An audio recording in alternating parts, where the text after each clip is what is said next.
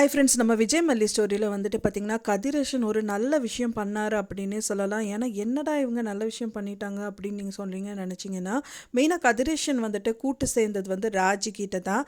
ராஜிக்கிட்ட சேர்ந்ததுனால தான் இப்போ இந்த வக்கீலே வந்துட்டு மல்லிக்கு கிடச்சிருக்காங்க.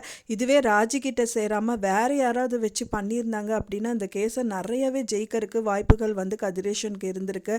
பட் ஆனால் ராஜியோட பகையாளி தான் வந்து பார்த்திங்கன்னா இந்த தேவசேனா மேடம். ஸோ அதனால வந்துட்டு இப்போ ராஜியை பழி வாங்கணும்னு சொல்லிட்டு இப்போ கதிரேஷனையும் வெளுத்து வாங்குறாங்க அப்படின்னே சொல்லலாம். ஸோ ராஜி வந்துட்டு எப்படியாவது நீ ஜெயிக்கிறியோ இல்லையோ மல்லி, பட் ஆனால் நான் ஜெயிக்கணும், இது என்னோட கேஸு அப்படிங்கிற மாதிரி தான் அவங்க கொண்டு போயிட்டு இருக்காங்க.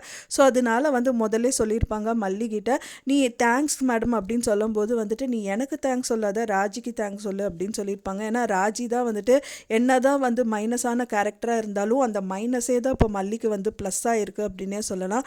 ஸோ அதனால வந்து பார்த்திங்கன்னா தேவசேனா மேடம் வந்து ரொம்ப ஹைலைட்டாக காமிக்கிறாங்க.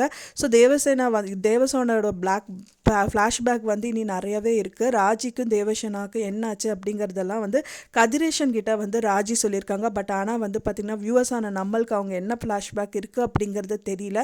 ஸோ இந்த பிரச்சனைகள் எல்லாமே கடந்து போனதுக்கப்புறம் தான் அவங்களோட ஃப்ளாஷ்பேக் என்ன அப்படிங்கிறது நம்மளுக்கு வரும்.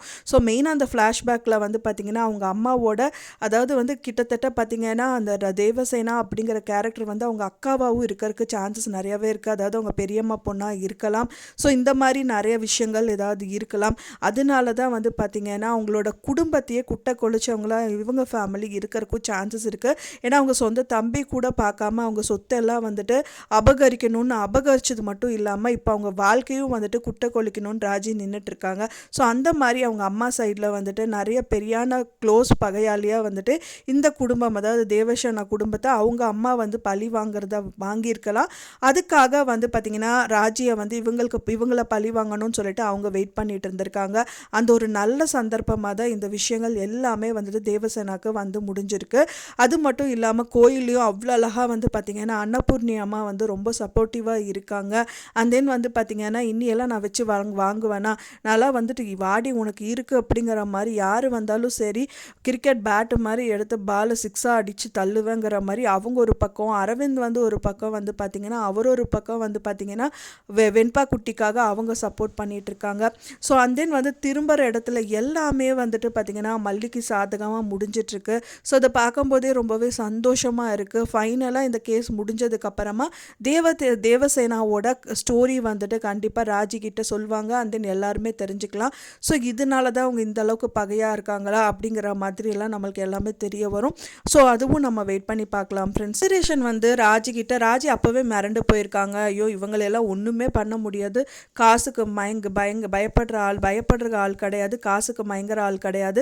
ஸோ இவங்களெல்லாம் வச்சுட்டு ஒன்றும் பண்ண முடியாது, இவங்க எப்படி வந்து அப்போ வந்து மல்லிக்கு சப்போர்ட் பண்ணுறாங்க அப்படிங்கிற மாதிரி ராஜி வந்து கதிரேஷன் கிட்ட சொல்லியிருப்பாங்க.